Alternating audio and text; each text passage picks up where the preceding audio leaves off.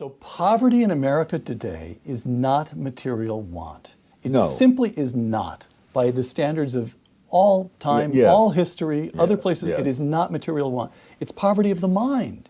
It's poverty of policy. It's squalor of behavior. And how does that get corrected? Thus far, it hasn't been. One of the real problems, and this is not peculiar to the United States or to any group in America, ethnic leaders, particularly leaders of groups that are lagging, are a major obstacle to advancement because their self-interest is in keeping their group isolated. And isolation has been tied in with poverty for all kinds of groups and all kinds of settings around the world. Al Sharpton versus Ben Carson. Yes. Al Sharpton is bad for African Americans. Yeah. Is that what you're saying? Yes, but unfortunately, the Al Sharpton types have been the rule rather than the exception for groups around the world.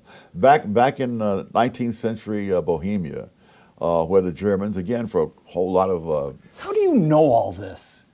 Because of my research assistants. All right, go ahead. 19th century Bohemia.